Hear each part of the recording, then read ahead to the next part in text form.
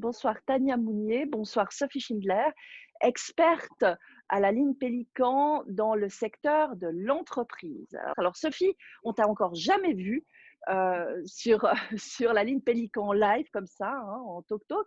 Donc présente-toi et dis-nous un petit peu ce que tu fais et voilà qui tu es. Bonsoir Nathalie, merci beaucoup pour cette opportunité de me présenter effectivement sur la ligne Pélican. Donc, je m'appelle Sophie Schindler, j'ai travaillé pendant plus de 20 ans dans des multinationales comme DRH. Ça fait aussi une vingtaine d'années que j'occupe un poste de juge au tribunal des prud'hommes. Et puis, il y a maintenant bientôt 5 ans, j'ai créé ma propre entreprise pour déployer le rôle de personne de confiance en entreprise.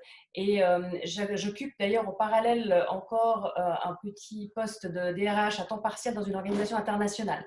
Donc aujourd'hui, la plupart de mes occupations se focalisent sur l'accompagnement d'entreprises dans la mise en place de prévention de risques psychosociaux et puis aussi dans la résolution de conflits lorsqu'ils interviennent dans l'entreprise. Super, merci beaucoup Sophie. Alors Tania, présente-toi également, peut-être comme ça on sera tous à égalité, hein. Donc Voilà, donc donne-nous, voilà. bonsoir. Merci Nathalie, bonsoir Sophie. Alors je suis aussi depuis 2017 personne de confiance en entreprise.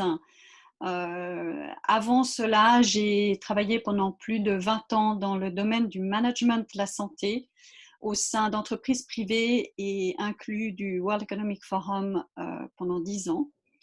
Et aujourd'hui, ben voilà, je suis une personne de confiance indépendante aussi comme Sophie et j'exerce dans ce domaine-là.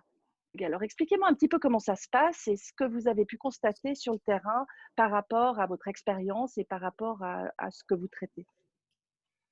Écoute, en tout cas, en ce qui me concerne, je constate qu'il y a une véritable prise de conscience. Je pense que cette période d'incertitude, ce Covid a généré quand même pas mal de réflexions dans les entreprises. Il y en a beaucoup qui ont été un peu prises de court par les événements parce qu'elles n'avaient pas forcément expérimenté par le passé le télétravail, donc de mettre en place toute une structure dans des conditions assez difficiles, d'incertitude, qui sont anxiogènes, sans préparation préalable. Ça a créé beaucoup de stress, des deux côtés d'ailleurs, de la part de l'entreprise comme de celle des collaborateurs. Et puis nécessité de faire une réflexion même à court terme. Pour d'autres, j'ai constaté que s'il y avait déjà eu une organisation différente du travail dans le passé, le passage à un mode différent était facilité, mais que néanmoins, ça générait tout un questionnement sur le plus long terme. Et quels étaient les enjeux, quel était le changement de paradigme qui devait être pris en compte pour la mise en place de ces nouveaux aménagements, et puis les avantages, les inconvénients et les risques associés surtout. J'oublie temporairement ma casquette de DRH, mais c'est aussi de se dire, mon Dieu, ça nous offre des opportunités, finalement, si on est capable de rebondir sur cette vague, mais en même temps, ça peut créer pas mal d'inconvénients et des risques importants pour certaines personnes. Je pense notamment à des risques d'isolement, ce que tu évoquais tout à l'heure, le fait que les gens se replient sur eux-mêmes, hein, le syndrome de la cabane. Donc, je pense que c'est important de pouvoir les appréhender de manière ouverte, rapide, pour mieux pouvoir faire face éventuellement à ces risques. Alors je dirais qu'au niveau des collaborateurs, cette deuxième vague a quand même un peu plombé je dirais sérieusement le moral. Je vois qu'il y a une certaine colère qui se développe, pas forcément liée au monde du travail, mais évidemment à la façon dont les États, dont la Suisse a géré cette pandémie. Il y a cette privation quelque part quand même de liberté individuelle, ça pèse. Et puis, il y a quand même plusieurs choses qui sont assez anxiogènes. Moi, j'entends de la part de certains collaborateurs des questionnements sur finalement qu'est-ce qu'ils doivent faire le lendemain. Ils sont assez perdus, certains, de comment ça va se passer demain.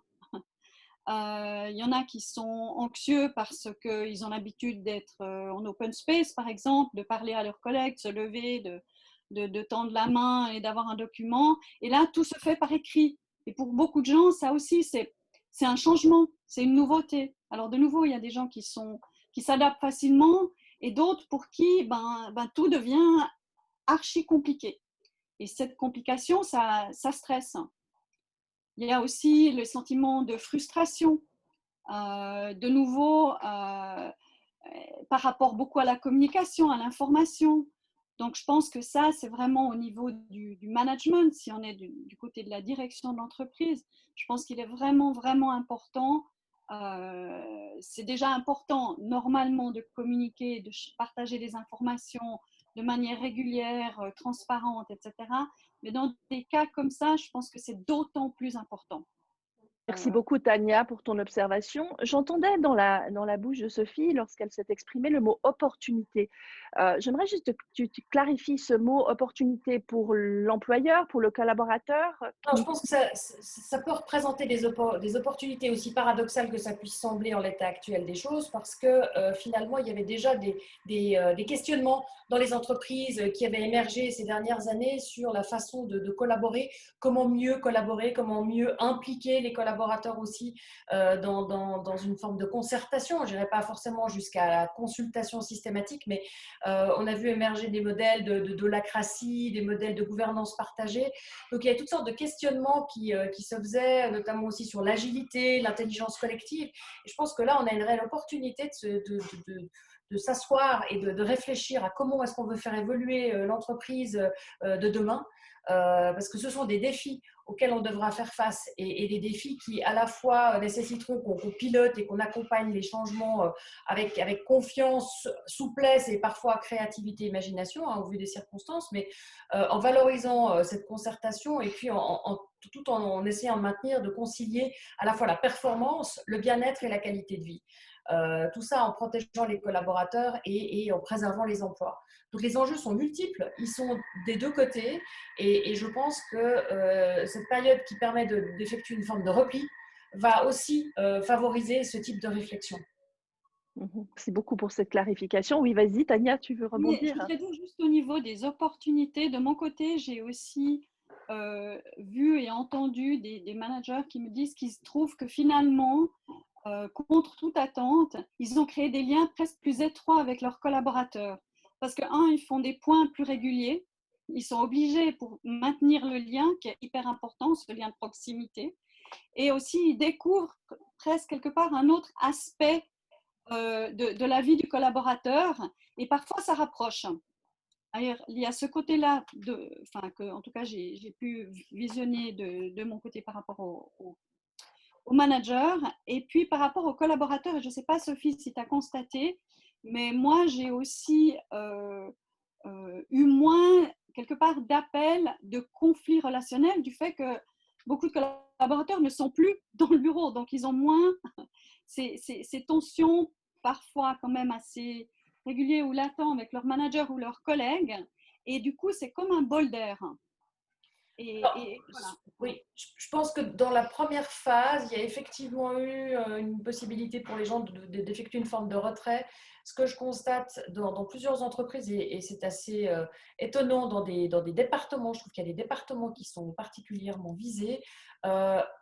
Les problèmes qui étaient préexistants sont maintenant exacerbés avec cette deuxième vague qui arrive. Je pense qu'on a eu tendance dans certaines entreprises à mettre des problématiques sous le tapis, à ne pas vouloir les traiter. Et puis, malheureusement, la distance a créé parfois alors pour certains, effectivement, une possibilité de se replier, mais pour d'autres, ça a accentué l'isolement ou des traitements différenciés.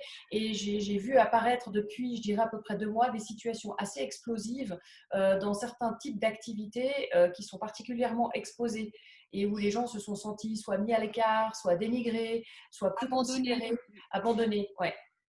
Donc, la pression monte quand même chez certains collaborateurs. Et puis, le management dans tout ça, est-ce qu'il a justement des outils pour faire face à cette dynamique-là qu'il n'avait pas forcément anticipée, d'après ce que je comprends? Je dirais, voilà, pour rebondir sur ce que je dis avant, je crois que la communication, pour moi, c'est clé. Le partage d'informations, s'assurer que les collaborateurs aient les outils nécessaires technologiques pour faire leur travail, leur laisser quand même, à situation exceptionnelle, mesure exceptionnelle, un peu plus de flexibilité. Je dirais aussi être à leur écoute parce que néanmoins, et on le sait dans la population générale, et les collaborateurs font partie de la population générale, il y a des gens pour qui c'est particulièrement difficiles et qui peuvent développer des syndromes de stress post-traumatique, des choses assez, des dépressions. Enfin, être un peu à l'écoute quand même de leurs collaborateurs et s'ils sentent quelque chose d'un peu anormal, je dirais, dans leurs attitudes, dans leurs propos, dans leur façon de parler, peut-être quand même de les orienter vers les RH ou une personne de confiance si en entreprise, en tout cas d'autres sources, en tout cas pas les laisser seuls avec leur désarroi, je dirais. Je pense que ça, c'est important. Et puis surtout, la dernière chose, être très, très précis quant à qu'est-ce qu'on attend d'eux, quelles sont les tâches qui sont attendues de leur part et dans quels sont les délais pour ne pas laisser ce flou artistique qui peut mener à des angoisses. Justement, par rapport à certains collaborateurs, moi, ce que j'ai pu voir en cabinet, et puis vous allez me livrer un petit peu votre observation par rapport à ça, j'ai pu voir des personnes qui, après la première vague, ne voulaient pas forcément retourner à la maison puisqu'elles avaient pris leur rythme en télétravail, que les enfants étaient retournés à l'école et puis du coup, ça leur convenait pas mal. Donc, elles ne voyaient pas vraiment l'avantage de retourner au travail. Puis en septembre, tout s'est accéléré. Il fallait tout d'un coup retourner au travail, soit un jour sur deux, soit 2 ou 3 jours par semaine. C'était pas trop clair chez certains employeurs. Et ça a été vécu, on va dire, un peu difficilement par certains collaborateurs, d'après les propos recueillis, en tout cas que j'ai pu recueillir. Donc, j'aimerais savoir si c'est une généralité. Est-ce que vous avez vu ça? Et puis, aujourd'hui, avec le retour du télétravail, comment ces collaborateurs peuvent le vivre? Parce que là aussi, moi, j'ai entendu dire, moi, en fait, oui, j'étais bien en télétravail, mais je suis quand même bien aussi au travail, mais en même temps, je vois plus mes collègues parce qu'on me dit c'est bien pour moi d'aller au travail, mais en même temps, les collègues sont plus là puisqu'on s'alterne. Puis en même temps, quand même, à la maison, j'ai un peu peur que le travail déborde comme avant sur ma vie personnelle puisque je suis appelée à passer des ordres peut-être pour ceux dans les banques à 10 heures du soir parce que voilà, je reçois le mail en direct et puis je le traite tout de suite. Donc c'est vrai que c'est quand même un équilibre hein, qui n'est pas facile à avoir, quoi, à trouver hein, pour le collaborateur quand il a ce dilemme entre la maison, le travail, le lieu de travail. Expliquez-moi un petit peu ce que vous avez pu, vous, observer. C'est très généralisé. Maintenant, il est important de distinguer ces circonstances exceptionnelles, extraordinaires, d'un contexte de télétravail qui se mettrait en place dans le futur dans des conditions, entre guillemets, plus normales. Parce que là, dans la première phase de confinement, clairement, tout le monde a été logé à la même enseigne.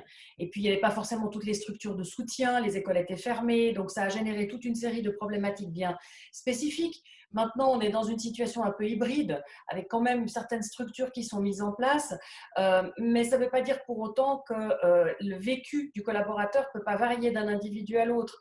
Et très clairement, je pense que, comme le disait Tania, il est important de rester au contact. Et rester au contact, ça ne veut pas dire de systématiser les contacts, la forme des contacts. Il y a eu une étude post-confinement qui a été effectuée par deux chercheurs français, Davila et Molines, qui ont mis en exergue une théorie de la personnalité avec 5 facteurs clés dans l'évaluation des réactions psychologiques et des capacités personnelles qu'on a tous pour réagir à ces circonstances. Et on va tous réagir différemment. Alors, c'est un challenge pour l'employeur parce que de traiter chaque personne différemment, ça va représenter beaucoup de difficultés, mais en même temps, on ne peut pas passer à côté. Donc, ça sera d'être au contact, c'est-à-dire, pour en revenir à ta question initiale de tout à l'heure, c'est de sensibiliser le personnel d'encadrement, les cadres, à ces nuances, à ces challenges, pour qu'ils soient le plus au contact et à l'écoute des besoins et des attentes et des demandes aussi des collaborateurs et de les faire coïncider avec ceux de l'entreprise. Donc, c'est un véritable changement de paradigme. Et je pense que ça va aussi avoir un impact sur la culture de l'entreprise et sur les valeurs. Parce qu'on ne peut pas envisager ce type de changement comme ça. On ne va pas pouvoir implémenter le télétravail pour les nuls en quelques jours. Donc, ce serait vraiment réducteur. Donc, c'est une opportunité de s'interroger plus fondamentalement, je pense, sur les modes de fonctionnement de l'entreprise. Je suis complètement d'accord avec ce que Sophie dit. Je crois que la résilience de chacun vis-à-vis de cette pandémie est très différente et que l'employeur n'a aujourd'hui pas tellement d'autres alternatives d'y aller un petit peu au cas par cas, même si c'est effectivement un gros challenge pour lui. Et je suis aussi d'accord que je pense que enfin, j'ai aussi pas mal lu sur le télétravail qu'on a dû mettre en urgence versus le télétravail qu'on prépare et qu'on définit ensemble sur quelques semaines, quelques mois pour le mettre en place. Ça, c'est pas le même télétravail et c'est aussi vécu différemment par, je pense, chaque collaborateur. Qu'est-ce qui se met en place vraiment avec ce télétravail? Et puis, voilà, comment les personnes le vivent? Ça commence, je pense, par un changement culturel. Déjà, de se poser la question, si on veut implémenter ça sur le long terme, quelles sont les véritables raisons, les, entre guillemets, bonnes raisons, d'en débattre, d'essayer de trouver un consensus, ensuite de faire un diagnostic qui soit un diagnostic, une étude de faisabilité qui soit réaliste et détaillée, de nouveau en impliquant les différentes parties. Ensuite, faire une préparation en impliquant le personnel d'encadrement pour déterminer jusqu'où on veut aller, ce que l'on souhaite faire avec une consultation, en prenant en compte les typicités de l'entreprise. Ça passe ensuite plus spécifiquement, je pense, par l'élaboration d'un cadre. C'est très important de fixer le cadre et aussi les comportements qui sont attendus. Et comment on va collaborer, comment on va communiquer les uns avec les autres. Ça, je pense que c'est aussi très important. Et puis, qui chapeaute finalement l'ensemble de ces éléments, c'est comment on va gérer le changement. Parce que le changement, ça ne s'improvise pas. Et il faut des agents du changement. Il faut des gens qui portent le changement. Il faut des étapes. Il faut pouvoir faire peut-être des approches expérimentales, des pilotes. Des transitions. Des transitions avec une restitution qui permettent d'ajuster le tir, admettre aussi qu'on n'a pas toujours raison, cette conception, cette notion de l'erreur qui permet de piloter au mieux, valoriser, intégrer aussi le retour d'expérience et les éventuelles initiatives. Voilà, en quelques mots, je pense les étapes qui me paraissent assez incontournables pour une mise en œuvre adéquate. Merci. C'est un processus qui va être continu pendant un certain temps. Ça ne va pas se faire du jour au lendemain. Effectivement, c'est un processus, ça va s'apprivoiser, ça va s'apprendre hein, pas à pas. Donc moi, je vous remercie en tout cas pour ce partage. On va essayer de rester dans un temps court, hein, c'est ce que j'ai dit au début. On va essayer de faire en sorte d'avoir un temps qui permette à tous en fait d'écouter nos impressions et puis vos idées et vos réflexions par rapport à votre expérience sur le terrain. Donc, est-ce que vous avez quelque chose à ajouter? Personnellement, je pense que voilà, il faut se dire qu'on est quand même si c'est une deuxième vague, encore pendant un certain temps dans une situation exceptionnelle. Et je pense qu'il est important et de la part de l'employeur et de l'employé, du collaborateur, de montrer un peu de flexibilité et d'être un peu souple parce que et du côté employeur et du côté employé, il y a tellement de pièces qui sont de moving parts, comme on dit en anglais, que voilà, c'est compliqué et accepter que les choses, elles vont prendre un peu de temps et qu'il va falloir essayer et peut-être des fois revenir en arrière pour avancer et que ça fait partie de la nature de cette situation qu'on vit aujourd'hui. De mon côté, je dirais que la bonne nouvelle par rapport à toute cette expérience récente, c'est que ça a permis de remettre l'humain au centre des préoccupations et de rappeler à quel point la bienveillance peut faire la différence dans la façon dont on aborde les problématiques. La bienveillance permet aussi justement de se tromper, permet aussi d'ajuster le tir. Et sans vouloir faire de plagiat de notre conseiller fédéral, mais je pense qu'il faut agir aussi vite que possible, mais aussi lentement que nécessaire. Donc, prendre les bonnes mesures, mais s'interroger, se poser les bonnes questions, les questions essentielles, et peut-être y aller par étapes, ne pas se précipiter, ne pas vouloir tout appréhender en même temps. Cet avenir à anticiper peut-être d'une autre manière pour justement imaginer le travail autrement, faire de cette nouvelle, on va dire, distanciation une nouvelle proximité peut-être, hein, parce qu'elle risque effectivement de s'installer dans le temps. Donc moi, en tout cas, je vous remercie beaucoup pour ce partage. Je vous remercie de nous avoir accordé ce temps. On peut vous retrouver sur la ligne pélican.com. Il y a vos photos, il y a vos profils. On peut prendre rendez-vous avec vous, avec Tania Mounier et avec Sophie Schindler. Je vous remercie beaucoup. Et puis, si jamais vous avez à nouveau une thématique peut-être qui vous vient à l'esprit, on sera très content de vous entendre une nouvelle fois sur ces petites vidéos qui nous permettent justement de mettre à plat ce qui se passe dans le monde du travail sur le terrain. Je vous souhaite une excellente soirée et puis je vous dis à tout bientôt. Merci Sophie, merci Tania. Avec plaisir, à bonne bientôt. soirée. Bonne soirée. Au revoir.